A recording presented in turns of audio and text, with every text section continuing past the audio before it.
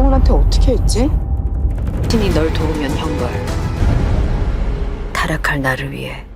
Cerita kali ini merupakan sebuah serial populer yang sedang menjadi perbincangan hangat saat ini. Kisahnya menceritakan perjalanan balas dendam seorang gadis yang mengalami masa sekolah yang sangat menyedihkan. Sejak kecil, ia harus menghadapi luka fisik dan mental yang mendalam akibat perlakuan buruk dari para perundung. Tidak hanya itu, ia juga terpaksa meninggalkan sekolah dan mengubur impiannya untuk menjadi seorang arsitek. Dengan rasa kecewa yang begitu besar terhadap orang-orang yang telah menghancurkan hidupnya, gadis itu menyusun sebuah rencana panjang yang membutuhkan waktu 18 tahun untuk dipersiapkan. Akhirnya, ia berhasil menjadi wali kelas sekolah dasar bagi anak dari salah satu orang yang pernah menyakitinya dan mulai menjalankan rencananya. Bagaimana akhir dari rencana tersebut? Apakah semuanya akan berakhir dengan kehancuran atau justru keadilan akan datang secara perlahan? Mari kita telusuri kisah ini untuk menemukan jawabannya.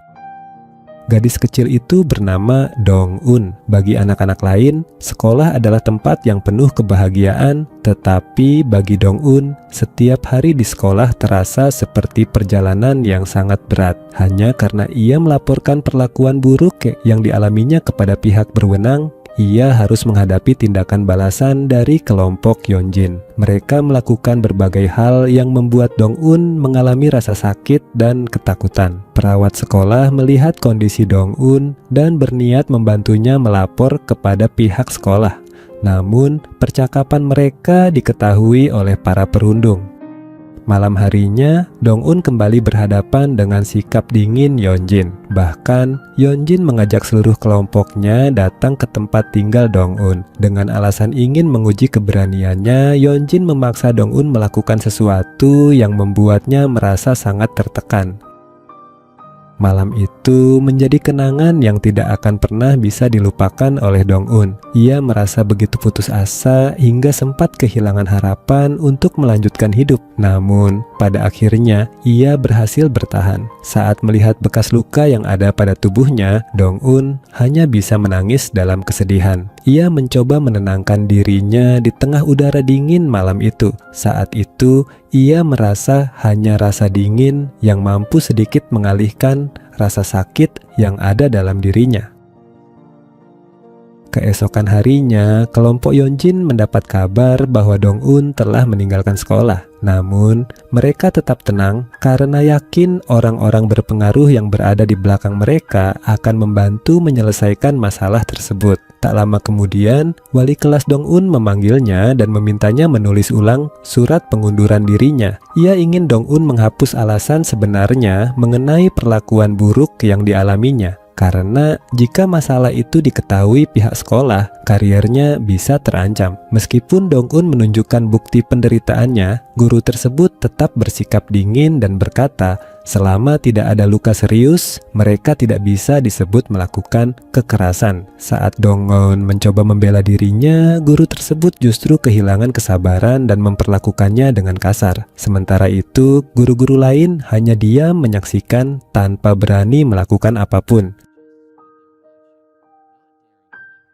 Di sisi lain, ibu Dong-un menerima undangan pertemuan dari orang tua Yeonjin. Mereka memberikan sejumlah uang sebagai imbalan agar dokumen sekolah diubah dan alasan Dong-un meninggalkan sekolah ditulis sebagai tidak mampu beradaptasi. Demi kepentingan pribadi, sang ibu justru mengecewakan anaknya sendiri. Ketika Dong-un kembali ke tempat tinggalnya, semua barangnya sudah tidak ada. Impiannya untuk menjadi arsitek pun terasa semakin jauh. Selama setahun berikutnya, Dong-un bekerja paruh waktu di sebuah rumah makan untuk memenuhi kebutuhan hidupnya. Setiap musim dingin datang, bekas luka yang ia miliki kembali mengingatkannya pada masa lalu yang menyakitkan.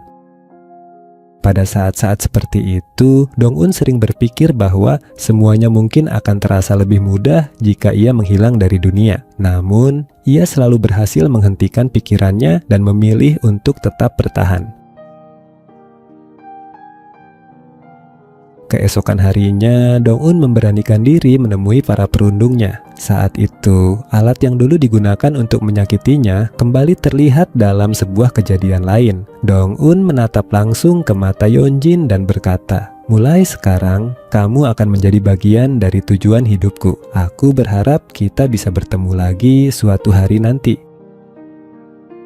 Tahun-tahun berikutnya, Dong-un bekerja keras di sebuah pabrik pewarna kain sambil terus belajar demi mengejar cita-citanya. Waktu terus berlalu hingga akhirnya ia berhasil lulus ujian masuk perguruan tinggi. Pada hari terakhirnya bekerja di pabrik, hanya seorang gadis yang datang mengobrol dengannya. Namun, bahkan setelah menjadi seorang guru, kenangan menyakitkan masa lalunya tetap tidak pernah hilang.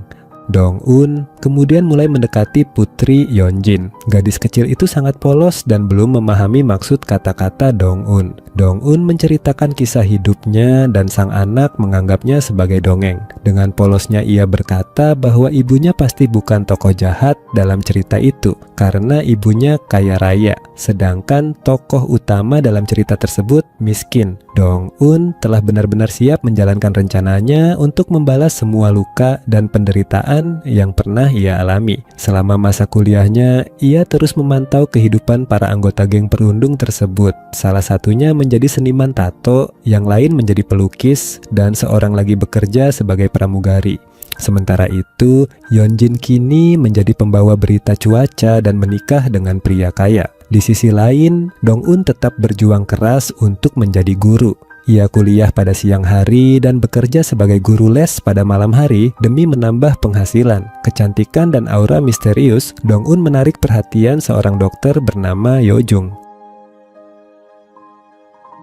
Suatu hari, setelah pingsan di jalan dan dibawa ke rumah sakit, mereka kebetulan dirawat di ranjang yang berdekatan. Mengetahui Dong-un menyukai permainan Go, Yojung mengajarinya cara bermain. Mereka terus bermain bersama dari hari ke hari, musim demi musim, hingga perlahan tumbuh perasaan di antara keduanya. Namun, Dong-un menolak perasaan tersebut. Menurutnya, Yojung lahir dengan segala kemudahan dalam hidup, sedangkan dirinya hanyalah gadis biasa yang penuh luka. Jarak di antara mereka terasa sejauh bumi dan bulan. Yang terpenting, pikiran Dong-un hanya dipenuhi oleh rencana balas dendamnya. Karena itu, hubungan mereka tidak berkembang lebih jauh selain menjadi teman bermain permainan papan. Setelah bertahun-tahun berusaha, Dong-un akhirnya lulus ujian sertifikasi guru pada percobaan keduanya. Di sisi lain, Yeonjin telah menjadi ibu dari seorang anak. Ketika salah satu temannya tanpa sengaja membocorkan sebagian masa lalunya kepada sang suami,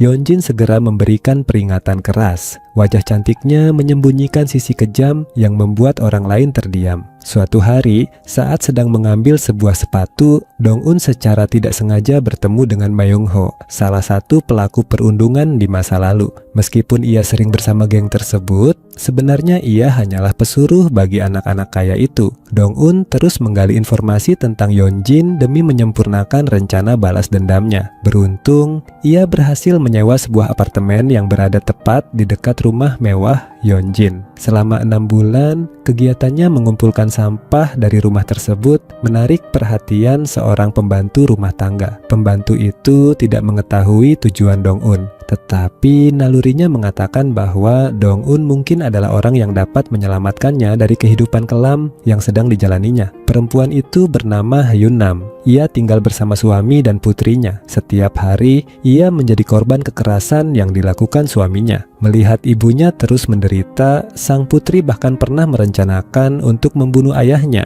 karena mengira anak di bawah umur tidak akan dihukum oleh hukum. Namun sebagai seorang ibu, Hyun-nam tidak bisa membiarkan putrinya melakukan hal tersebut. Akibatnya, kekerasan yang ia terima dari suaminya menjadi semakin parah. Dari luar rumah, Dong-un menyaksikan semua kejadian yang dialami Hyun-nam. Karena sama-sama menjadi korban orang-orang yang menyakiti mereka, keduanya memutuskan bekerja sama. Dong-un akan membantu Hyun-nam terbebas dari suaminya yang kasar, sementara Hyun-nam akan membantu menjalankan rencana balas dendam Dong-un. Hyun-nam mulai mengumpulkan informasi dan melakukan berbagai penyelidikan untuk Dong-un. Sebagai imbalannya, Dong-un bersedia mengajari putri Hyun-nam selama 2 jam setiap minggu di stasiun kereta bawah tanah. Selain itu, Hyun-nam juga mengikuti saran Dong-un untuk belajar mengemudi. Setelah berhasil mendapatkan SIM, ia bahkan diberi mobil baru agar pekerjaannya lebih mudah. Tugas berikutnya adalah belajar menggunakan kamera untuk memantau Yeonjin dan suaminya. Setiap kali mendapatkan foto baru, Hyunam akan meninggalkannya di dalam mobil untuk Dong-un. Berkat foto-foto tersebut, Dong-un menemukan fakta penting bahwa putri Yeonjin mengalami buta warna. Yang mengejutkan, Jae-jun juga memiliki kondisi yang sama. Pada hari yang sama, Dong-un kembali bertemu Yo-jung secara tidak sengaja. Mereka berbincang sebentar dan Dong-un mengetahui bahwa kini Yo-jung bekerja sebagai dokter bedah plastik di sebuah rumah sakit besar. Ia memberikan kartu namanya kepada Dong-un, tetapi bagi Dong-un saat itu, balas dendam masih menjadi prioritas utama. Malam harinya, Hyunam berhasil mendapatkan rekaman video yang berisi rahasia kepala sekolah tempat putri Yeonjin bersekolah. Dong-un memanfaatkan rekaman tersebut untuk menekan sang kepala sekolah dan berhasil memperoleh posisi wali kelas bagi kelas Yesol putri Yeonjin. Kemudian tibalah acara reuni sekolah. Kehadiran Dong-un membuat seluruh kelompok perundung kebingungan. Saat Yeonjin naik ke panggung untuk menerima penghargaan alumni berprestasi, Dong-un sengaja berdiri di bawah panggung sambil bertepuk tangan dan tersenyum lebar. Sikap itu membuat Yeonjin sangat marah. Setelah acara selesai, Yeonjin menghampiri Dong-un dengan emosi dan menamparnya dengan keras. Jika tidak dihentikan oleh orang lain, kemungkinan ia akan menyerangnya lagi. Sebelum pergi, Dong-un sempat menyindir kondisi buta warna yang dimiliki Jae-jun membuat suasana semakin tegang. Tak lama kemudian, saat sedang mengobrol dengan teman-temannya, Yeonjin mendapat telepon dari putrinya. Dari sana ia mengetahui bahwa wali kelas baru anaknya ternyata adalah Dong-un. Ia segera mendatangi Dong-un untuk memastikan kebenaran tersebut.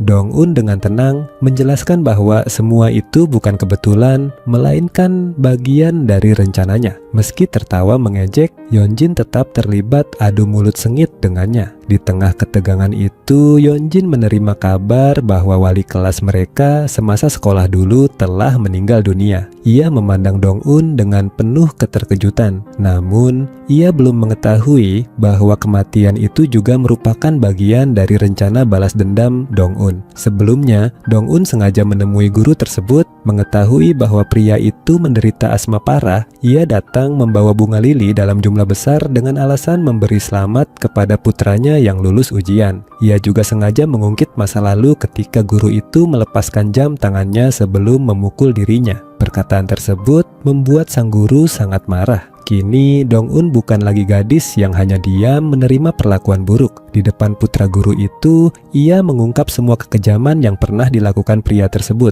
Putranya yang khawatir reputasi dan karirnya hancur berusaha menghentikan pertengkaran itu. Meski Dong-un tahu sang putra tidak bersalah, ia tetap mengancam akan mengirim laporan mengenai masa lalu sang guru kepada Dewan Pendidikan. Akibat tekanan tersebut, pada hari ketika sang guru seharusnya menerima penghargaan jasa, putranya justru harus berurusan dengan masalah ayahnya. Bunga-bunga yang memenuhi rumah memicu serangan asma. Dalam situasi tragis itu, inhaler tidak sampai digunakan tepat waktu sehingga pria tersebut meninggal dunia. Dengan demikian, penyelidikan terhadap masa lalunya tidak pernah terjadi dan reputasi sang putra tetap terlindungi. Setelah itu, Dong-un secara terbuka menyatakan perang terhadap Yeonjin. Ia berjanji akan mengembalikan semua penderitaan yang pernah diterimanya. Bahkan, ia memperingatkan Yeonjin agar tidak mencoba memindahkan putrinya ke sekolah lain, karena ia akan selalu mampu mengikuti jejak mereka.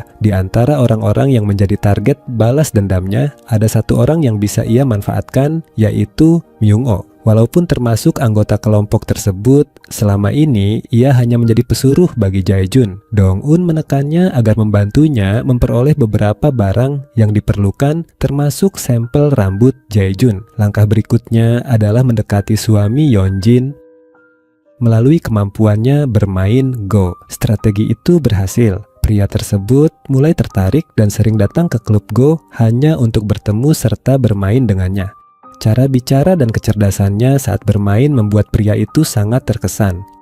Ia bahkan memberikan kartu namanya, tetapi Dong-un hanya melihat sekilas lalu pergi.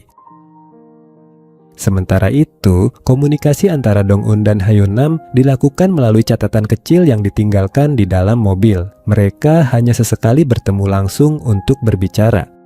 Di sisi lain, sejak bertemu kembali dengan Dong-un, Yeonjin hidup dalam kecemasan. Ia bahkan datang ke sekolah putrinya dan berbicara dengan kepala sekolah demi melihat data pribadi Dong-un. Setelah itu, Yeonjin mampir ke kelas putrinya. Saat melihatnya, Dong-un sengaja menyentuh bahu Yisol, membuat Yeonjin panik. Ia kembali mencoba cara lamanya dengan menawarkan uang agar Dong-un menjauh dari dirinya dan putrinya. Ketika itu tidak berhasil, ia beralih pada ancaman. Namun, Dong-un bukan lagi gadis berusia 18 tahun yang bisa ditindas begitu saja. Ia tidak berniat menyakiti orang yang tidak bersalah.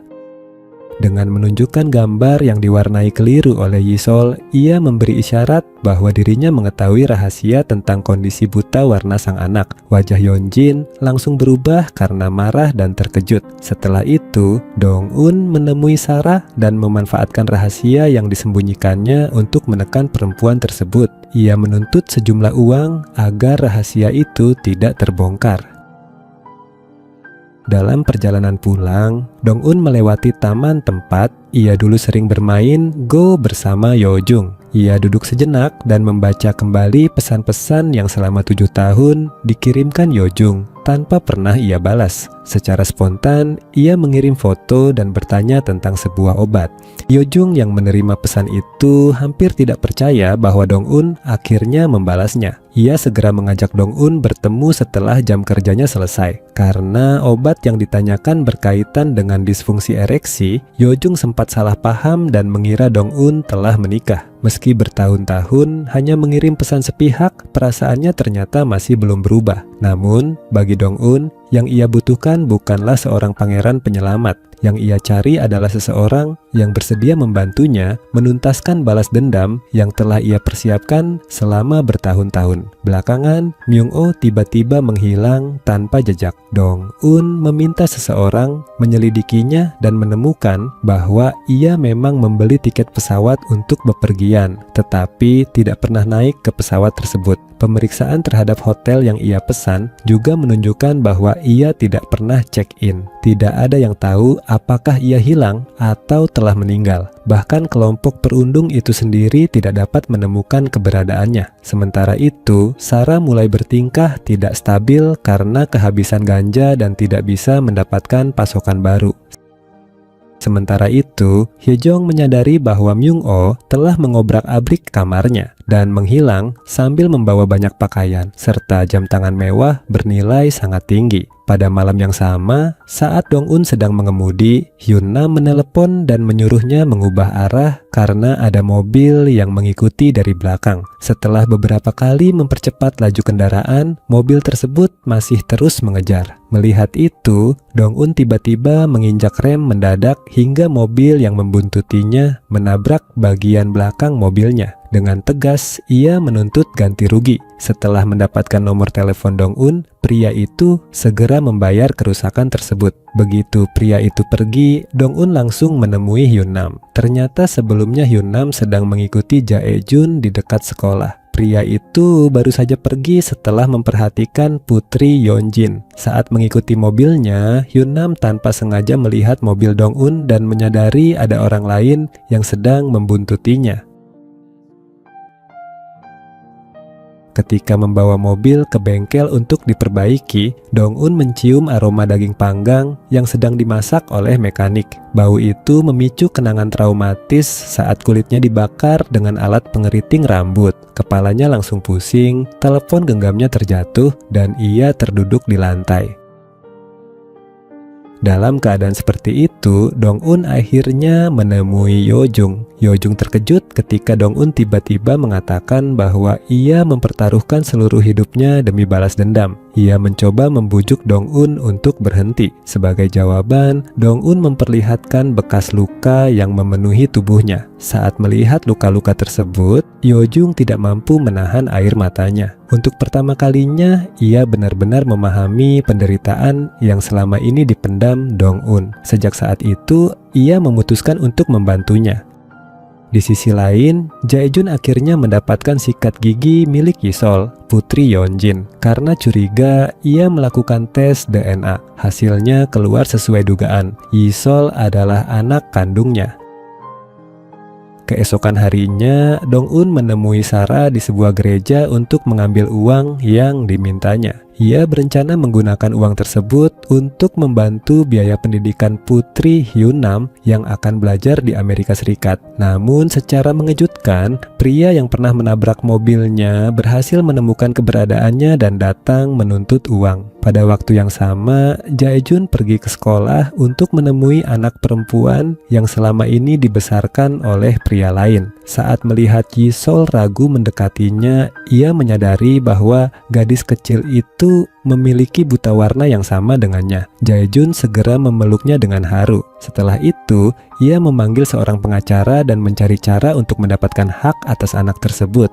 Namun situasinya tidak mudah karena secara hukum ia hanyalah ayah biologis, bukan ayah yang sah secara legal. Sementara itu, Dong-un membawa uang hasil pemerasan Sarah untuk bertemu para penipu yang sedang diselidikinya. Ia meminta Hyun-nam mengikuti mereka secara diam-diam. Dari sana, Dong-un menemukan hubungan rumit di antara beberapa orang. Dua pria tersebut ternyata bertemu seorang polisi di hotel, lalu polisi itu menemui seorang dukun bersama Ibu Yeonjin. Temuan itu membuat Dong-un mulai curiga bahwa hilangnya Myung-oh mungkin berkaitan dengan mereka. Kecurigaan itu muncul karena ia mengetahui detail mengenai kematian So-hee, salah satu korban perundungan bertahun-tahun lalu. Saat So-hee jatuh dari sebuah gedung hingga meninggal, ia masih menggenggam papan nama milik Yeonjin. Awalnya Dong-un berniat menggunakan informasi itu melalui Myung-oh untuk memeras Yeonjin dan memperoleh pengakuan atas kejahatan masa lalu mereka. Namun kini situasinya berubah karena Myung-oh menghilang tanpa jejak. Keesokan harinya, sekolah mengadakan pertemuan orang tua murid yang dihadiri para ayah. Tidak hanya Do-young, Jae-jun juga datang dengan penuh antusias.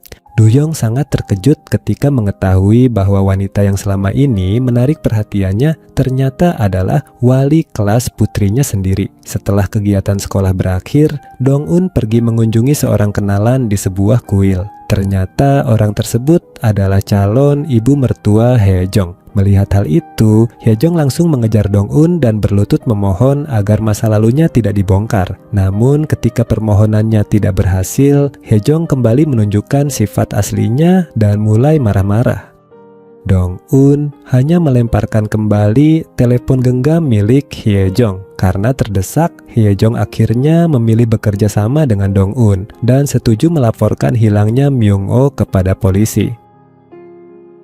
Setelah itu, Dong-un menemui Jae-jun. Ketika pria itu sengaja mengungkit masa lalu, Dong-un langsung menamparnya dan memperingatkan agar ia tidak menyentuh anak yang tidak bersalah. Saat mengetahui bahwa sikat gigi yang digunakan untuk tes DNA dikirim oleh Dong-un, Jae-jun terdiam beberapa saat. Dong-un kemudian menyarankan agar Jae-jun berdiri di pihaknya daripada terus melindungi Yeonjin. Jika tidak, seluruh rahasia yang selama ini tersembunyi akan terbongkar. Sebagai sindiran sekaligus pesan, ia bahkan memberikan gambar buatan Yi-sol kepadanya. Di tempat lain, Do-young mengajak Hye-jong bertemu untuk menanyakan hubungan antara istrinya dan Dong-un. Karena tidak pandai berbohong, Hye-jong akhirnya menceritakan seluruh kejadian dari awal hingga akhir. Ketika berita hilangnya Myung-oh sampai ke polisi, kelompok perundung itu segera berkumpul. Awalnya mereka berpura-pura tidak mengetahui apapun, tetapi tekanan yang semakin besar membuat mereka mulai saling mencurigai satu sama lain. Di rumah Dong-un, ia menyerahkan sisa uang kepada Hyun-nam dan membahas rencana mengirim putrinya belajar ke luar negeri. Hari ketika rencana balas dendam Dong-un selesai, akan menjadi hari keberangkatan gadis itu menuju kehidupan baru yang lebih aman. Meskipun Hyun-nam tidak dapat mewujudkan keinginannya untuk menikmati satu kali makan terakhir bersama putrinya, setidaknya anak itu akan terbebas dari ayah yang kasar dan dari konsekuensi tindakan ibunya yang telah terlibat dalam rencana balas dendam tersebut. Di sisi lain, Do-young mengundang Dong-un ke sebuah taman tempat bermain Go. Setelah mengetahui sebagian kebenaran tentang hubungan antara Dong-un dan Yeonjin, ia memiliki banyak pertanyaan yang ingin dijawab. Sementara itu, Yeonjin menggunakan polisi yang berada di pihaknya untuk menyelidiki seluruh kehidupan Dong-un. Ia sangat terkejut ketika mengetahui bahwa Dong-un tinggal di apartemen yang berada tepat di seberang rumah mewahnya. Tanpa ragu, Yeonjin menyewa seorang tukang kunci dan memberinya sejumlah besar uang untuk membobol apartemen tersebut.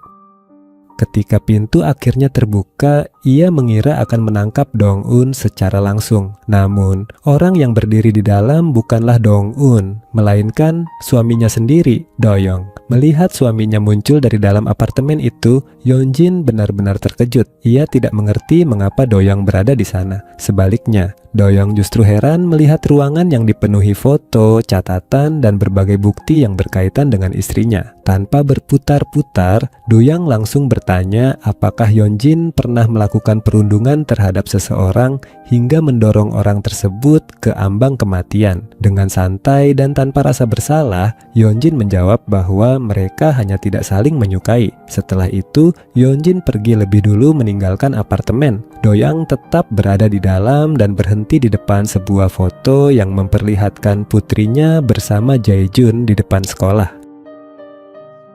Dari tempat lain, Dong-un menyaksikan semua itu melalui kamera pengawas yang dipasang secara diam-diam. Di antara semua yang ia lihat, ada satu hal yang paling menarik perhatiannya. Do-young melepas sepatunya di depan pintu sebelum masuk ke dalam apartemen, tidak seperti Yeonjin yang biasanya langsung masuk begitu saja. Hal kecil itu membuat Dong-un menyadari bahwa tidak seperti istrinya, Do-young masih memiliki rasa hormat terhadap ruang dan kehidupan orang lain. Dan mungkin untuk pertama kalinya ada seseorang dari dunia Yeonjin yang mulai benar-benar memahami kebenaran yang selama ini ia perjuangkan. Keesokan paginya, Dong-un langsung mendatangi stasiun televisi untuk menemui Yeonjin. Setelah melihat sisi baik dari Do-young, suami Yeonjin, Dong-un memutuskan memberi satu kesempatan terakhir kepada musuhnya itu. Ia menyerahkan bukti-bukti yang dimilikinya dan meminta Yeonjin untuk mengakui semua perbuatannya. Namun, orang seangkuh Yeonjin tidak mungkin menerima tawaran tersebut. Ia terus bersikeras bahwa dirinya tidak melakukan kesalahan apapun. Bahkan dengan nada mengancam, ia berkata bahwa sekalipun harus mati, ia akan mencari alat pengeriting rambut lain untuk kembali menyiksa Dong-un. Ucapan itu membuat Dong-un sadar bahwa ia baru saja membuang 15 menit hidupnya untuk seseorang yang sama sekali tidak pantas diberi kesempatan. Tanpa berkata apa-apa lagi, ia pun pergi. Sementara itu, Yeojung berada di kamar jenazah. Dari kepala departemen, ia mengetahui sebuah fakta mengejutkan. Menurut dokumen resmi, jenazah ayahnya sudah dipindahkan sejak lama. Namun, kenyataannya, tubuh tersebut masih disimpan di ruang pendingin atas permintaan ayahnya sebelum meninggal dunia.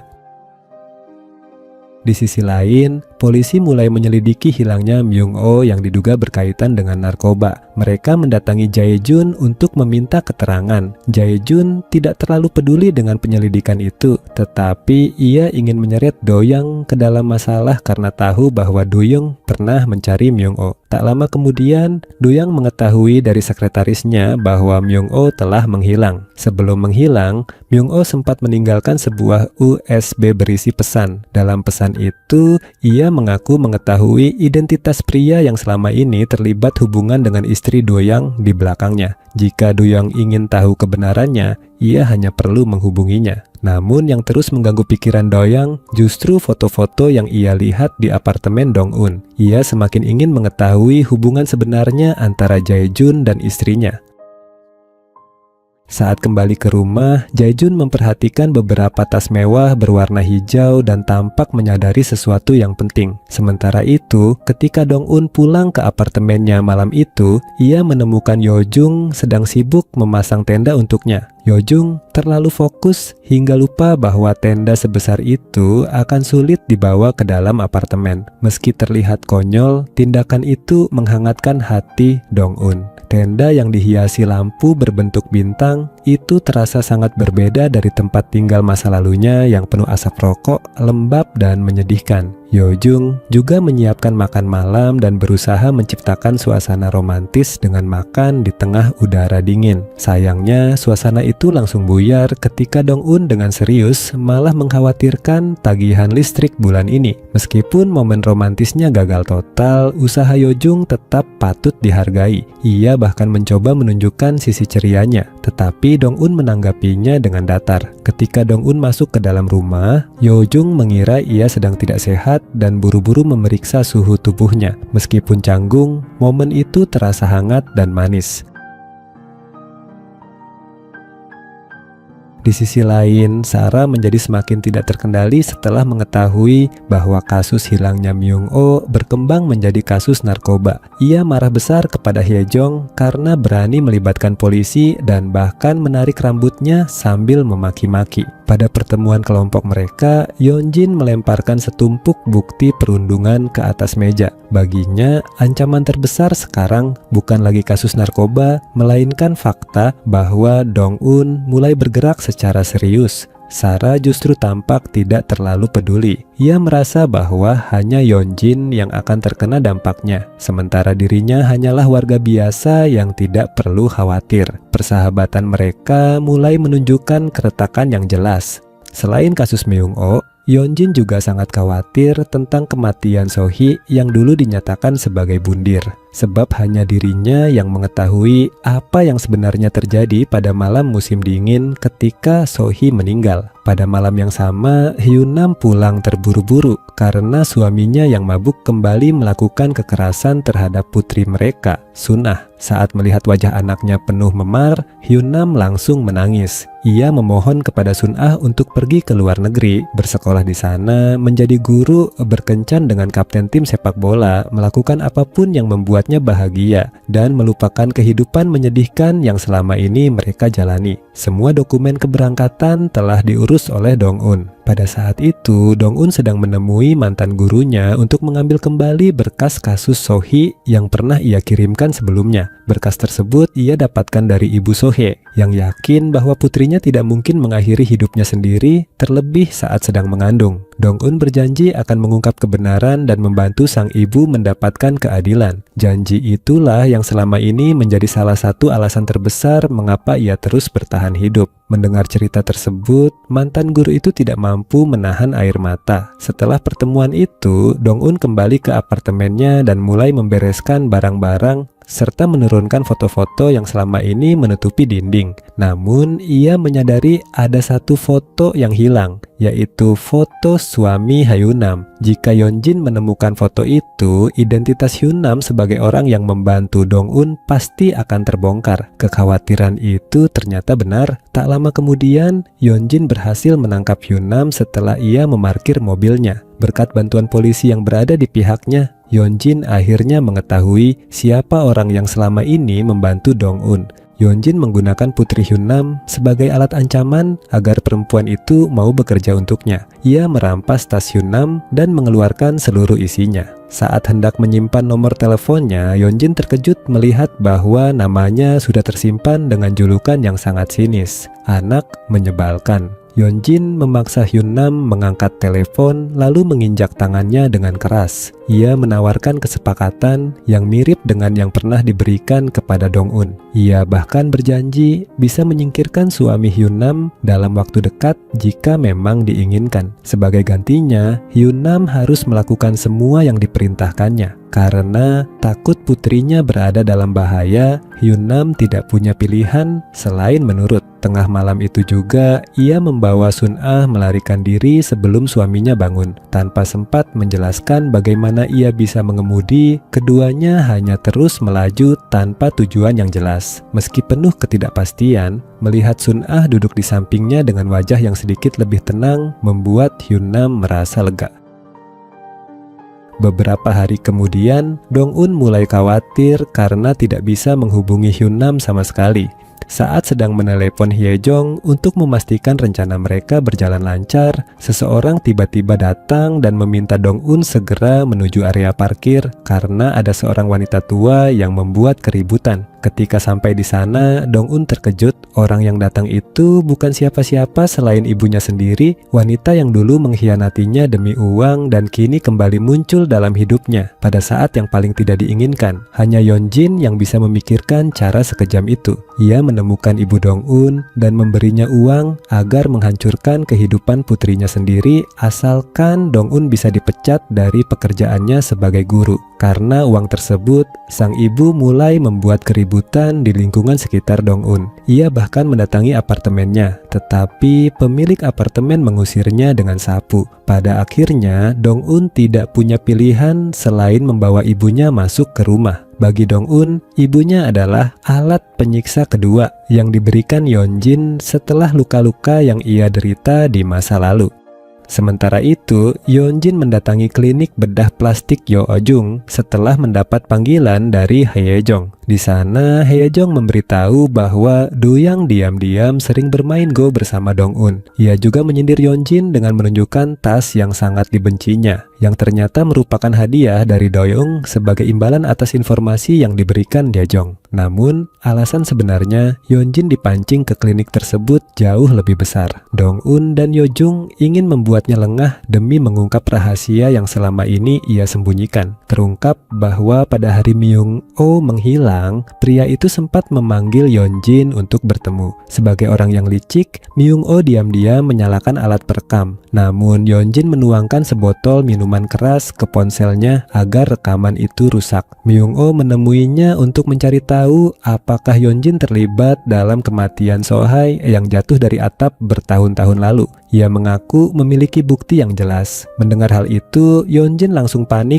dan mencoba memeriksa saku Myung-oh. Namun yang ia temukan hanyalah sebuah kondom yang belum dibuka. Meski begitu, reaksinya sudah cukup untuk menunjukkan rasa bersalahnya. Ketika Myung-oh mulai memerasnya, Yeonjin kehilangan kendali. Ia memukul kepala Myung-oh dengan botol kaca hingga berdarah. Tidak berhenti di sana, ia kembali menghantamnya dengan keras. Dengan sisa tenaga yang dimiliki, Myung-oh sempat mencakar kaki Yeonjin dan meninggalkan luka panjang sebelum akhirnya tumbang. Setelah itu, Yeonjin buru-buru mengganti pakaian yang berlumuran darah dan menghubungi polisi yang berada di pihaknya untuk membersihkan lokasi kejadian. Ketika Yeonjin terbangun di rumah sakit, hal pertama yang ia lakukan adalah memeriksa tubuhnya untuk memastikan tidak ada bekas luka yang mencurigakan. Pada saat yang sama, Dong-un bertemu dengan Do-young. Saat Dong-un memperlihatkan bekas luka yang menutupi tubuhnya, Do-young dan orang-orang di sekitarnya terkejut. Untuk pertama kalinya, ia benar-benar melihat bukti nyata dari penderitaan yang dialami Dong-un. Meski demikian, setelah berbicara panjang lebar, Do-young mengatakan bahwa ia belum siap meninggalkan Yeonjin, walaupun kini ia tahu istrinya telah berusaha menghancurkan hidup seseorang. Malam itu, Do-young mengabaikan semua pesan dari Yeonjin. Hal tersebut membuat Yeonjin semakin gelisah. Ketika ia menyinggung pertemuan antara Do-young dan Dong-un, Do-young justru membalas dengan mengungkap bahwa ia sudah mengetahui hubungan mencurigakan antara Yeonjin dan Jae-jun.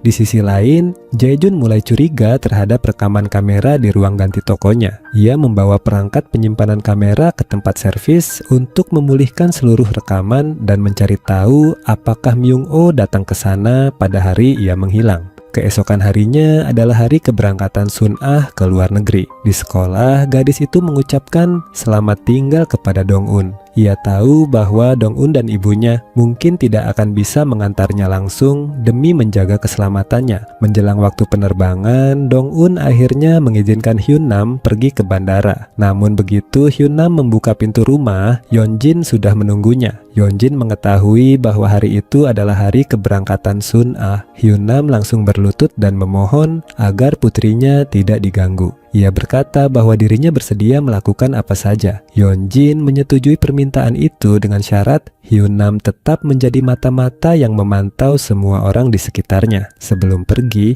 Yeonjin memberi peringatan bahwa suami Hyun-nam akan segera pulang dan hukuman atas pengkhianatannya akan segera datang. Dan benar saja, malam itu suami Hyun-nam memukulinya dengan sangat brutal. Demi keselamatan putrinya, Hyun-nam hanya bisa menahan semua rasa sakit sakit tanpa melawan. Wajahnya penuh lebam hingga hampir tidak bisa dikenali. Akibatnya, ia tidak dapat pergi ke bandara untuk mengantar Sun-ah.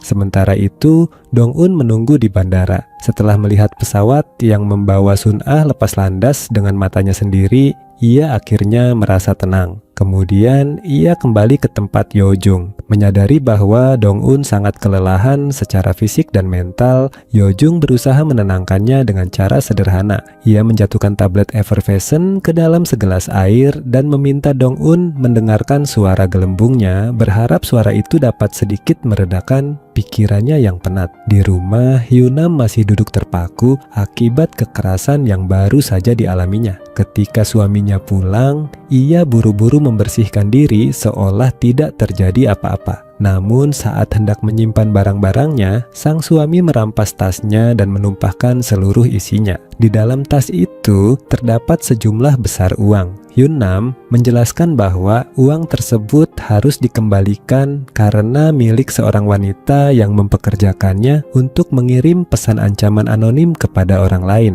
Mendengar itu, suaminya malah tertawa dan menganggapnya sebagai peluang menghasilkan uang. Ia mengambil telepon genggam tersebut dan mengirim pesan pemerasan baru. Target ancamannya kali ini adalah Ibu Yeonjin. Ternyata semua itu memang bagian dari rencana Dong-un. Ia sengaja memanfaatkan keserakahan suami Hyunam agar pria itu tanpa sadar menyerang pihak yang selama ini melindungi Yeonjin. Rencana balas dendam mereka terus bergerak maju ketika Yo-jung membeli sebuah kamar jenazah tua yang menyimpan rahasia besar. Tempat itu pertama kali ditemukan Hyunam saat bekerja untuk Yeonjin. Ia mengetahui bahwa bangunan tersebut terkait dengan polisi korup yang bekerja sama dengan keluarga Yeonjin. Meskipun bangunan itu terlihat kosong selama bertahun-tahun, meteran listriknya masih terus berjalan. Karena curiga, Yo-jung membeli tempat tersebut dan mengusir penjaga yang selama ini menjaganya. Betapa terkejutnya mereka ketika menemukan bahwa jenazah Myung-oh ternyata selama ini disembunyikan di sana.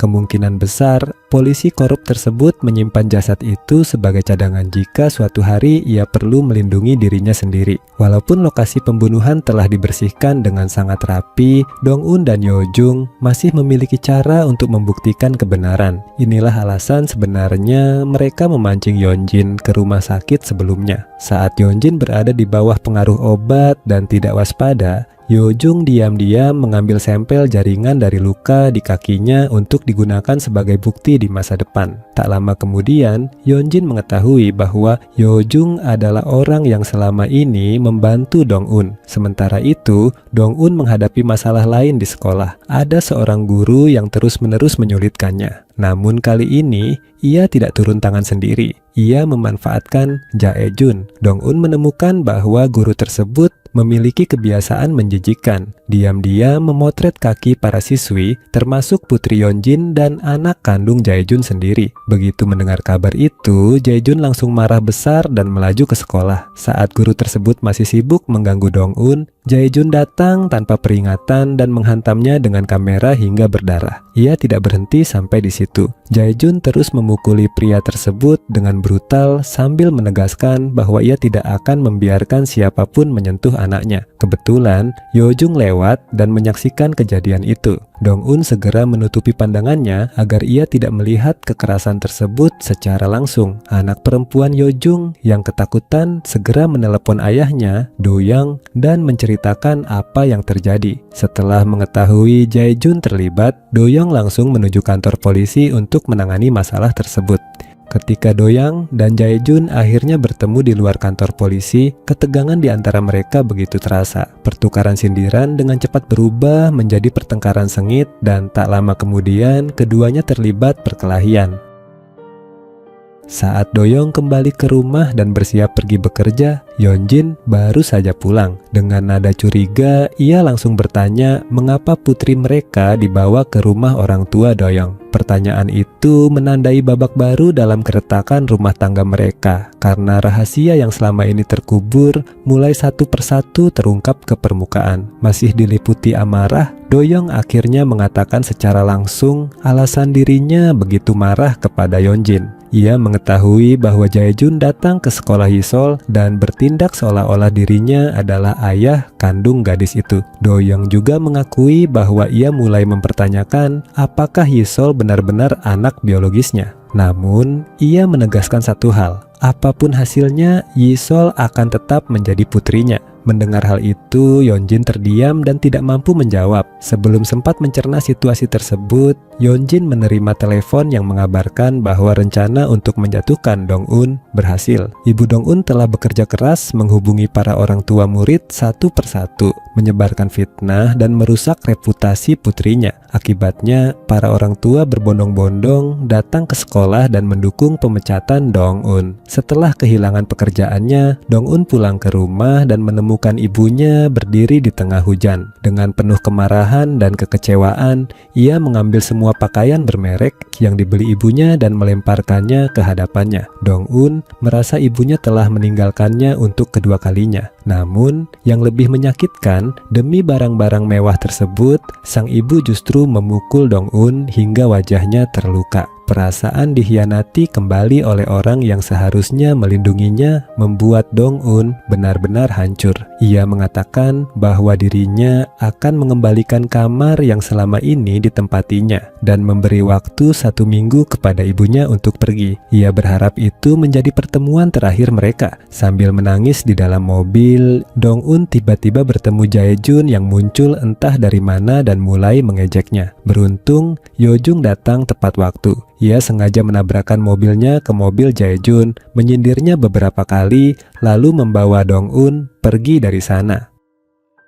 Setibanya di rumah, Dong-un langsung mengurung diri di dalam tenda yang sebelumnya dipasang Yo-jung untuknya. Yo-jung tahu persis di mana ia berada karena ibu Dong-un terus mengirim pesan-pesan provokatif ke teleponnya. Kemungkinan besar itu adalah salah satu permainan kejam terakhir yang dirancang Yeonjin. Keesokan paginya, Dong-un memulai langkah berikutnya dalam rencana balas dendamnya, kali ini menargetkan Sarah. Karena tahu Sarah sering pergi ke gereja, Yeonjin diam-diam mengawasinya. Sebelumnya, Dong-un telah menyiapkan jebakan di area belakang gereja. Ia menaruh barang yang sangat diinginkan Sarah di tempat yang mudah ditemukan. Begitu melihatnya, Sarah langsung mengambilnya tanpa berpikir panjang. Dalam keadaan tidak sadar dan kehilangan kendali, Sarah mulai berhalusinasi. Ia merasa melihat Myung-oh dan mengenang masa lalu mereka. Perilakunya menjadi sangat kacau hingga menghancurkan citranya sendiri di depan umum. Tugas Dong-un hanya mengirim satu pesan singkat. Setelah itu, orang-orang yang sedang beribadah di gereja berlarian ke lokasi kejadian, merekam video, mengambil foto, dan menyiarkan semuanya secara langsung. Langkah berikutnya ditujukan kepada Yeonjin. Melalui Hae-jong, Dong-un mengatur agar sebuah artikel diterbitkan tentang seorang pembawa berita cuaca yang terlibat kasus perundungan saat sekolah. Meski namanya tidak disebutkan secara langsung, semua orang tahu siapa yang dimaksud. Berita mengenai penggunaan narkoba oleh Sarah dan tuduhan perundungan terhadap Yeonjin segera menyebar ke seluruh negeri. Opini publik meledak. Yeonjin bahkan harus bersembunyi di rumah seorang dukun untuk menghindari perhatian media. Suaminya datang menjemput dan membawanya ke kantor untuk menghadapi krisis tersebut. Bukan karena ia sudah memaafkan istrinya, melainkan karena ia ingin melindungi perusahaan dan harga sahamnya. Jika nilai perusahaan jatuh akibat skandal itu, semua kerja kerasnya selama bertahun-tahun akan sia-sia. Bagi Do Young, urusan perceraian bisa dibahas nanti. Prioritasnya saat itu adalah menyelamatkan bisnis. Saat diperiksa oleh tim hukum, Yeonjin tetap menyangkal semua tuduhan dan bersikeras bahwa tidak ada bukti yang cukup untuk menjeratnya. Di sisi lain, Sarah juga sempat diperiksa terkait narkoba. Karena merupakan pelanggaran pertamanya, ia masih lolos dari hukuman berat untuk sementara waktu. Jae-jun mengalami nasib yang tidak kalah buruk. Setelah menghabiskan banyak uang untuk memulihkan data kamera pengawas, ia baru mengetahui bahwa hard drive asli telah ditukar dengan yang baru. Semua rekaman lama telah hilang. Ketika sedang marah besar, Hye-jong menelepon dan memberitahu bahwa ia menemukan sesuatu yang menarik milik Myung-oh. Ternyata ada rekaman yang tersinkronisasi dengan iPad miliknya. Dalam rekaman itu, terdapat beberapa bagian yang menyebut nama Jae-jun. Saat mendengarkannya dengan teliti, mereka menyadari bahwa Myung-oh menyebut beberapa nama anggur pada awal rekaman. Nama-nama itu terdengar persis seperti produk yang dijual di toko milik Jae-jun. Sementara itu, Dong-un menemui Kyung-ran, teman sekolahnya yang juga pernah menjadi korban perundungan kelompok Yeonjin. Selama beberapa waktu terakhir, Dong-un diam-diam mengamati toko tempat Kyung-ran bekerja. Dari pengamatannya, ia menemukan bahwa sebelum Myung-oh menghilang, Kyung-ran sering menginap di sana. Namun setelah Myung-oh lenyap, ia langsung pindah. Dong-un juga memperhatikan bahwa Yeonjin tidak lagi datang ke toko tersebut untuk melakukan fitting pakaian seperti biasanya. Karena khawatir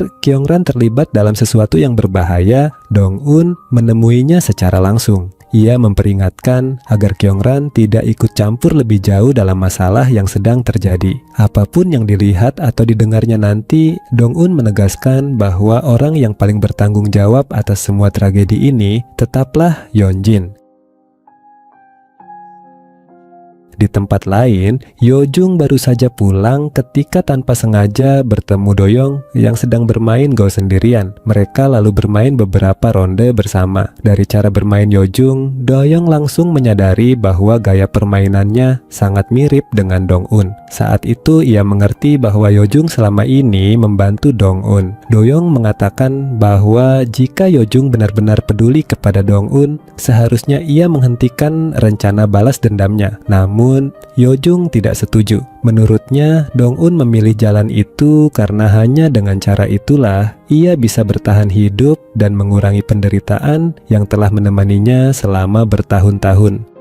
Keesokan paginya, Hye-jong mengunjungi Sarah yang masih berada di tahanan. Ia menceritakan bagaimana Yeonjin berhasil lolos dari sorotan publik karena kasus narkoba Sarah telah menutupi skandal perundungan yang sedang berkembang. Bahkan, kini muncul artikel baru yang menuduh Sarah melakukan penggelapan pajak melalui pameran seninya. Semua itu tampak seperti kebetulan, tetapi sebenarnya Yeonjin sengaja menjadikan Sarah sebagai kambing hitam untuk menyelamatkan dirinya sendiri.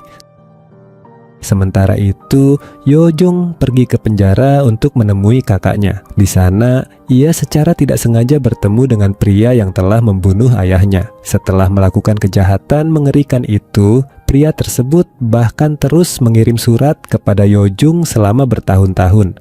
Surat-surat itu membuat Yo-jung tenggelam dalam rasa bersalah dan keputusasaan karena ia merasa kematian ayahnya terjadi akibat dirinya. Namun ketika mereka bertemu kembali, pria itu masih bersikap arogan dan tidak menunjukkan sedikit pun penyesalan. Hal itu membuat kemarahan Yo-jung kembali memuncak. Malam harinya, Dong-un telah menyiapkan makan malam di rumah. Ia memasak menggunakan resep sederhana yang ia temukan. Saat membersihkan rumah sebelumnya, Dong-un tanpa sengaja membaca tumpukan surat yang dikirim pembunuh ayah Yo-jung. Melihat luka di wajah Dong-un, Yo-jung dengan lembut melepaskan perbannya dan menghiburnya dengan beberapa kata yang menenangkan. Dong-un perlahan menyandarkan kepalanya pada Yo-jung. Momen itu terasa sangat manis, tetapi sekaligus menyedihkan karena keduanya sama-sama membawa luka yang dalam. Keesokan harinya, Dong-un datang ke sekolah untuk mengemasi barang-barangnya setelah dipecat. Sebelum pergi, ia meminta maaf kepada Isol karena merasa bersalah telah menyeret anak itu ke dalam konflik yang bukan kesalahannya. Setelah itu, Dong-un menemui ibunya. Meski telah menghancurkan hidup putrinya, sang ibu masih menjalani hidup tanpa penyesalan, bersenang-senang, dan menghabiskan waktu bersama pria-pria lain. Dong-un mengatakan bahwa ia tidak ingin melihat ibunya lagi. Namun sang ibu malah mengambil gunting dan mengancamnya. Mengetahui bahwa Dong-un masih memiliki trauma terhadap api, ia bahkan mencoba mengajak putrinya mati bersama. Ia membalik kompor hingga api menyebar ke seluruh ruangan. Pada saat itu, Dong-un benar-benar kehilangan harapan terhadap ibunya. Setelah bertahun-tahun berlalu, perempuan itu ternyata tidak pernah berubah. Di sisi lain, Yeonjin mulai panik karena penyelidikan kasus kematian So-hee kembali dibuka. Ia segera menemui polisi korup yang selama ini membantunya. Namun pria itu ternyata sudah ingin pensiun dan tidak berniat lagi membereskan masalah yang ditinggalkan Yeonjin. Ia mengungkapkan bahwa jasad Myung-oh sebenarnya tidak pernah dikuburkan, melainkan disembunyikan di sebuah ruang pendingin. Namun ketika mereka pergi ke lokasi tersebut, jasad itu sudah menghilang. Tidak lama kemudian, Hye-jong menelepon dan memberitahu bahwa polisi telah menemukan jasad Myung-oh. Kabar itu membuat Yeonjin sangat marah karena ia sadar seseorang telah bergerak lebih cepat darinya. Sementara itu, Dong-un membawa ibu kandungnya untuk menjalani pemeriksaan kesehatan sebelum mengirimnya ke rumah sakit jiwa agar mendapatkan perawatan. Saat berpisah, Dong-un mengucapkan selamat tinggal dan mengatakan bahwa ia tidak ingin bertemu ibunya lagi. Beberapa hari kemudian, Sarah akhirnya dibebaskan dari tahanan. Hal pertama yang ia lakukan adalah mencari ponsel lamanya karena di dalamnya tersimpan banyak kenangan bersama Yeonjin. Di antara data yang ditemukan terdapat sebuah video lama yang memperlihatkan Yeonjin sedang merundung So-hee bertahun-tahun lalu. Video itu berpotensi menjadi senjata yang sangat berbahaya bagi Yeonjin. Yeonjin kemudian menemui Yojung untuk mencari tahu lebih banyak mengenai penemuan jasad Myung-oh. Dari cara Yojung berbicara, ia menyadari bahwa pria itu sudah mengetahui dirinya adalah orang terakhir yang menemui Myung-oh sebelum menghilang. Karena merasa tidak bisa lagi berbohong, Yeonjin akhirnya mengakui keterlibatannya. Ia bahkan membawa-bawa putrinya dan memohon agar Yojung membantunya karena pria itu merupakan satu-satunya orang yang bisa memberinya alibi. Sementara itu, ketika Yojung sedang jogging, Dong-un datang mencarinya. Yojung terus menggoda dan bercanda dengannya hingga Dong-un memutuskan pergi lebih dulu. Ia pun harus berlari sekuat tenaga untuk mengejarnya. Dong-un ternyata sudah menyiapkan sebotol air minum untuknya. Begitu berhasil menyusul, Yojung langsung memeluk Dong-un tanpa ragu. Setelah itu, ia kembali berlari seolah tidak terjadi apa-apa, meninggalkan Dong-un yang hanya bisa berdiri terpaku karena terkejut. Di sisi lain, Jae-jun mengatur pertemuan dengan Do-young. Ia menyerahkan rekaman yang ditemukan dari perangkat Myung-oh dan secara tidak langsung mengungkap bahwa Yeonjin mungkin terlibat dalam kematian salah satu teman mereka. Sebagai imbalannya, Jae-jun hanya menginginkan satu hal. Do-young harus menceraikan Yeonjin dan melepaskan hak asuh Yisol. Malam itu, Ibu Yeonjin juga menjalankan rencana besarnya sendiri. Ia berniat menyingkirkan orang yang selama ini mengirim pesan ancaman kepadanya, yaitu suami Hyun-nam. Ia bekerja sama dengan polisi korup, memancing pria tersebut ke suatu tempat, lalu mengatur sebuah kecelakaan yang tampak seperti kejadian biasa. Dengan satu langkah, ia berhasil menghilangkan ancaman sekaligus menyeret polisi itu semakin dalam ke dalam kejahatan. Uang yang seharusnya diberikan kepada suami Hyun-nam kemudian dikirim ke rumah sang dukun. Tepat pada saat itu, Dong-un muncul dan berhasil mengetahui rahasia tersebut. Pada waktu yang hampir bersamaan, Yeonjin mengalami masalah lain. Ia teringat bahwa dirinya menjatuhkan sebuah gantungan kunci di kamar jenazah. Saat kembali mencarinya, ia justru tertangkap basah oleh Yojung. Di hadapannya, Yojung akhirnya membuka semua kartunya. Ia menyatakan secara terang-terangan bahwa dirinya berada di pihak Dong-un dan akan menjadi orang yang membantu menjatuhkan Yeonjin sampai akhir. Meski polisi korup telah menghancurkan berbagai barang bukti, termasuk papan nama dan beberapa jejak penting lainnya, situasi terus bergerak di luar kendali Yeonjin. Saat Ibu Yeonjin sedang melakukan ritual di rumah dukun, sang dukun tiba-tiba mengucapkan kata-kata yang membuat Yeonjin merinding. Sesaat kemudian, wanita itu kehilangan suaranya, ambruk di tempat, dan meninggal secara mendadak. Kekacauan pun terjadi. Dalam keadaan panik, Yeonjin melarikan diri dan pergi menemui Hyun-nam untuk menanyakan kematian suaminya. Seperti biasa,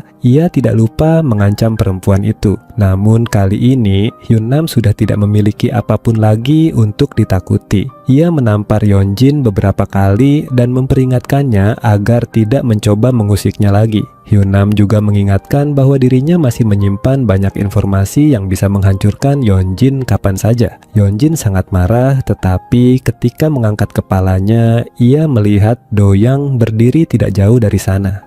Tanpa sengaja, Do-young telah mendengar seluruh percakapan mereka. Untuk pertama kalinya, ia melihat wajah asli istrinya tanpa topeng apapun. Semua kebohongan, kejahatan, dan perbuatan yang selama ini disembunyikan, Yeonjin akhirnya mulai terbongkar di hadapannya. Do-young akhirnya memberikan alamat keluarga Sohae kepada Yeonjin dan memintanya untuk datang secara langsung, meminta maaf dengan tulus, serta menerima konsekuensi atas semua perbuatannya. Ia menegaskan bahwa jika Yeonjin tetap menolak mengakui kesalahannya, maka hubungan mereka benar-benar berakhir. Namun Yeonjin yang sombong sama sekali tidak berniat meminta maaf. Keputusannya itu membuat proses perceraian tidak bisa dihindari lagi. Tidak lama kemudian, kabar perceraian mereka menjadi berita besar dan langsung menjadi topik hangat di berbagai media. Saat itulah Sarah melihat kesempatan yang sempurna. Ia mengunggah video lama yang memperlihatkan Yeonjin sedang merundung Sohee semasa sekolah. Tidak hanya itu, ia juga menambahkan berbagai informasi lain yang membuat reputasi Yeonjin runtuh sepenuhnya di hadapan publik. Di sisi lain, Hyunam akhirnya menaburkan abu suaminya ke laut. Setelah pulang ke rumah pada malam hari, ibu Yeonjin datang untuk menemuinya dan mencoba berdamai. Ia menangis, memohon, dan berusaha bernegosiasi agar masalah mereka berakhir. Namun, Hyunam sudah terlalu banyak menderita. Seberapapun keras ibu Yeonjin memohon, ia tetap menolak bekerja sama. Setelah gagal membujuk Hyunam, ibu Yeonjin pulang ke rumah. Di sana, Dong-un sudah menunggunya. Tanpa basa-basi, Dong-un langsung meminta papan nama milik Yeonjin yang selama ini disimpan sebagai barang bukti. Dong-un mengetahui bahwa ibu Yeonjin terlibat dalam pengaturan kecelakaan yang menewaskan suami Hyunam. Meskipun begitu, Dong-un tidak tertarik melaporkannya kepada polisi. Ia hanya memberikan dua pilihan, menyelamatkan diri sendiri atau tenggelam bersama putrinya. Keesokan harinya, video perundungan yang dilakukan Yeonjin menyebar ke seluruh negeri. Rekan kerja dan atasannya mengecamnya habis-habisan hingga akhirnya ia memilih mengundurkan diri dari pekerjaannya. Masalahnya tidak berhenti di situ. Yisol juga mengetahui kebenaran tentang masa lalu ibunya dan mulai menjauh darinya. Merasa terpojok, Yeonjin menggelar konferensi pers. Dalam konferensi tersebut, ia mengklaim dirinya adalah korban fitnah. Ia bahkan mengungkap fakta bahwa Sohee pernah hamil dan berusaha menyalahkan kondisi tersebut sebagai alasan kematian Sohee. Seolah-olah dirinya tidak memiliki tanggung jawab apapun. Dengan memainkan peran sebagai korban, Yeonjin berharap bisa mendapatkan simpati publik. Selanjutnya adalah pemakaman Myung-oh. Kelompok perundung itu datang lebih awal. Hyejong ikut memperkeruh keadaan dengan mengirim video pribadi Sarah dan Myung-oh ke grup percakapan mereka, lalu menambahkan komentar sinis yang membuat Sarah marah besar hingga membuang ponselnya. Ketika Yeonjin tiba di lokasi pemakaman, ia berniat mengambil bukti yang mungkin masih tertinggal pada jenazah Myung-oh. Namun tanpa ia sadari, Yeojung telah bergerak lebih dulu. Sebelumnya, ia diam-diam menempatkan sampel kulit dari luka kaki Yeonjin pada jenazah tersebut sebagai bagian dari rencananya mengungkap kebenaran. Menurut Yeojung, ia hanya mengembalikan sesuatu ke tempat yang seharusnya. Sementara itu, Yeojung kembali menemui pembunuh ayahnya di penjara untuk mencari jawaban yang selama ini menghantuinya. Ia ingin tahu mengapa pria itu membunuh seseorang yang justru pernah menolongnya. Pria itu menjelaskan bahwa saat itu ia adalah seorang narapidana yang terluka. Tidak ada dokter yang mau mengobati lengannya yang patah, kecuali ayah Yeojung yang dengan sukarela membantunya. Ironisnya, ia tetap membunuh pria tersebut karena alasan yang sangat sepele. Pada hari kejadian, ayah Yeojung sebenarnya berencana makan malam bersama putranya. Namun ia membatalkan janji itu demi merawat si narapidana. Sebelum pergi, ayahnya sempat menitipkan pesan melalui asistennya kepada Yeojung agar pulang ke rumah dan berhenti makan mie instan terlalu sering. Kalimat sederhana itu justru dianggap sebagai penghinaan oleh sang narapidana. Dalam kemarahannya yang tidak masuk akal, ia kemudian membunuh ayah Yeojung. Lebih menyakitkan lagi, pria itu mengatakan bahwa secara tidak langsung, Yeojung sendirilah yang menyebabkan kematian ayahnya. Mendengar kata-kata tersebut, Yeojung hancur. Ia menangis sendirian hingga akhirnya mampu menenangkan diri sebelum kembali menemui ibunya. Di sisi lain, Dong-un menerima telepon dari ibu Yeonjin mengenai papan nama yang dimintanya. Saat datang mengambilnya, Yeonjin kebetulan tiba di rumah dan menyaksikan sendiri bagaimana ibu kandungnya menyerah serta mengkhianatinya. Namun Dong-un ternyata tidak berniat menyerahkan papan nama itu kepada polisi. Ia justru mengembalikannya kepada Yeonjin. Tujuannya bukan untuk menyelamatkan Yeonjin, melainkan agar perempuan itu merasakan sendiri rasa sakit karena ditinggalkan dan dikhianati oleh ibunya sendiri. Tidak lama setelah itu, Dong-un mendapat kabar bahwa ibu Sohee pingsan dan dilarikan ke rumah sakit. Ia segera pergi menjenguknya. Saat mengurus administrasi rumah sakit, Dong-un tanpa sengaja mengetahui fakta penting. Selama ini, Yeojung tercatat sebagai wali yang membantu ibu Sohee. Yeojung kemudian mengakui bahwa ia sebenarnya sudah mengetahui identitas Dong-un sejak lama. Ia mengetahui bahwa Dong-un dan Sohee seumuran, melihat salinan kartu pelajarnya, bahkan menyadari hubungan mereka ketika mengikuti Dong-un keluar dari ruang gawat darurat bertahun-tahun sebelumnya. Sejak awal, ia tahu bahwa Dong-un mendekatinya karena membutuhkan bantuan. Namun ia tetap memilih berada di sisinya. Yeojung mengaku selalu ingin menjadi algojo yang membantu Dong-un menjalankan rencana balas dendamnya. Ia hanya menunggu sampai dirinya merasa layak untuk berdiri di sampingnya. Dong-un menjelaskan bahwa awalnya ia memang mendekati Yeojung karena khawatir jenazah Sohee akan dipindahkan. Namun setelah mengetahui tragedi yang menimpa ayah Yeojung, ia mulai melihat mereka sebagai sesama korban. Mendengar itu, Yeojung merasa lega. Selama ini, ia sempat berpikir Dong-un menjauh karena tidak menyukainya secara pribadi. Kini tidak ada lagi alasan bagi mereka untuk saling menyembunyikan perasaan. Dong-un menatap Yeojung dan mengatakan bahwa mereka akan terus berjalan bersama sampai akhir dari rencana ini. Setelah itu, Dong-un menemui Hyejong di rumah sakit. Hyejong sedang mengalami masa sulit, suaranya terganggu dan hubungannya dengan Jae-jun telah berakhir. Dong-un mengatakan bahwa jika suatu hari Hyejong ingin membalas dendam kepada Jae-jun, ia bisa menghubunginya kapan saja. Menurutnya, kebencian yang dipendam terlalu lama hanya akan menyiksa diri sendiri. Hyejong segera mengambil tindakan. Ia mengetahui bahwa Jae-jun memiliki masalah serius pada matanya dan harus menggunakan obat tetes khusus setiap hari. Memanfaatkan kesempatan saat sedang membereskan barang-barangnya, Hyejong merusak obat tetes mata tersebut dengan mencampurkan cairan yang tidak seharusnya berada di dalamnya. Sementara itu, Yeonjin menerima sebuah video yang memperlihatkan lokasi pembunuhan Myungo. Ia segera menuju tempat tersebut, namun saat tiba, polisi sudah berada di lokasi dan mengumpulkan berbagai bukti penting. Semua petunjuk yang ditemukan perlahan mengarah pada satu nama yang sama, Yeonjin. Tak lama kemudian, suara siren terdengar di mana-mana. Setelah sekian lama berhasil lolos dari konsekuensi perbuatannya, Yeonjin akhirnya harus menghadapi kenyataan. Di hadapan para petugas, kedua tangannya diborgol, menandai runtuhnya kehidupan yang selama ini ia bangun di atas kebohongan, kekuasaan, dan penderitaan orang lain. Jae-jun pergi ke sekolah untuk menemui putrinya, tetapi ia mendapat kabar bahwa Yisol sudah berangkat ke luar negeri bersama Doyoung. Dalam perjalanan pulang, penglihatannya yang semakin kabur membuatnya menggunakan obat tetes mata. Sesaat setelah itu, sebuah mobil menabraknya dengan keras hingga terjadi kecelakaan. Sementara itu, Dong-un sedang berada bersama polisi. Dari hasil penyelidikan, terungkap bahwa kecelakaan yang menimpa Ibu Yeonjin bukanlah kecelakaan biasa akibat hujan, melainkan tindakan yang disengaja. Ia akhirnya ditangkap atas tuduhan pembunuhan. Bagi polisi yang menangani kasus tersebut, meskipun keadilan datang terlambat selama 18 tahun, setidaknya ia akhirnya melakukan hal yang benar. Sebelum berangkat ke luar negeri bersama putrinya, Doyoung mengunjungi Yeonjin di penjara untuk memberikan surat perceraian dan mengucapkan perpisahan untuk terakhir kalinya. Di sisi lain, misi terakhir Hyunnam adalah membantu Dong-un mengirimkan hadiah dan ucapan terima kasih kepada Kyung-ran serta mantan gurunya yang telah banyak membantunya selama bertahun-tahun. Setelah semua konflik mereda, Dong-un mengajak Yeojung menikmati pemandangan laut pada malam hari.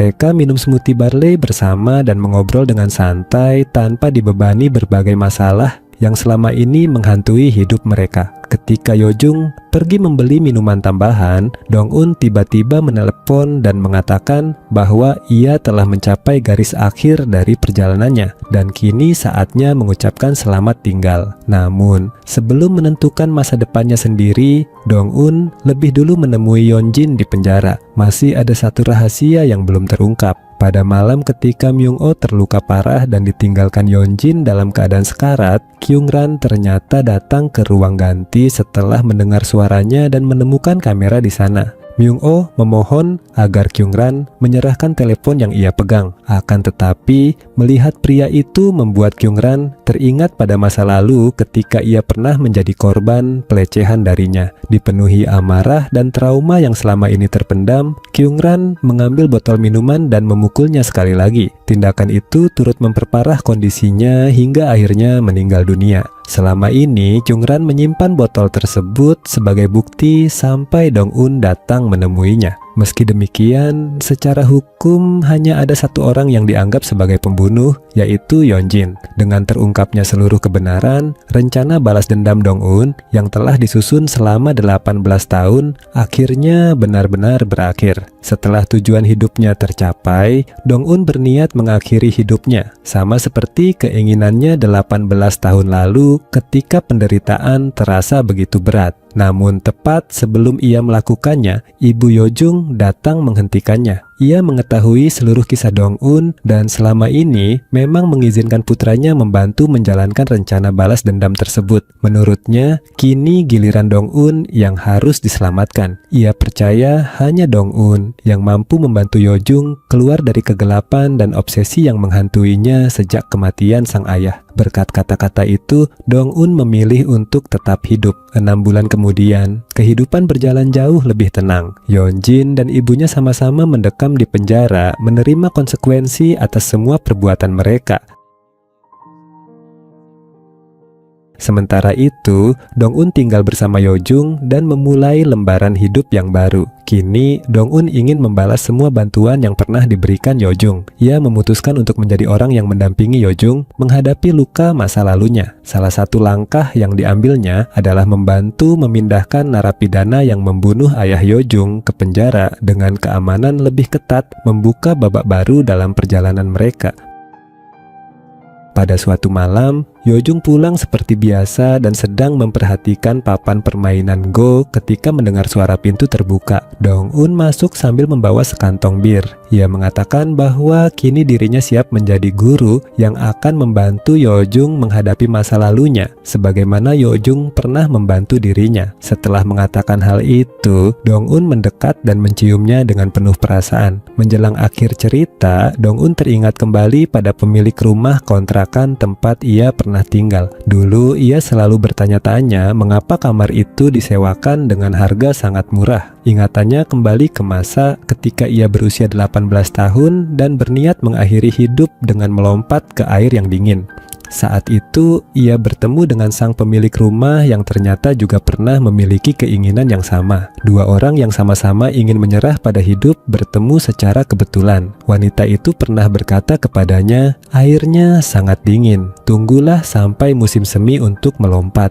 Selama bertahun-tahun, Dong-un mengira itu hanyalah kalimat biasa. Namun setelah 18 musim semi berlalu, ia akhirnya memahami makna sebenarnya. Wanita itu tidak sedang menyuruhnya menunggu untuk mati, melainkan menyuruhnya bertahan hidup hingga tiba waktunya untuk kembali mekar seperti bunga di musim semi. Kini, Dong-un telah menerima dirinya seutuhnya, termasuk luka dan bekas luka yang ada di tubuhnya. Ia melanjutkan pendidikan dan kehidupannya sambil bekerja sebagai guru les, berusaha membangun masa depan yang selama ini dirampas darinya. Lalu, bagaimana dengan Jae-jun? Setelah kecelakaan itu, ternyata ia berjalan dalam keadaan setengah buta hingga memasuki sebuah area konstruksi. Di sana, seseorang mendorongnya ke dalam lubang berisi semen basah. Identitas pelaku tidak pernah dijelaskan secara gamblang, tetapi petunjuk yang ditampilkan membuat banyak penonton menduga bahwa orang tersebut adalah Doyang. Sementara itu,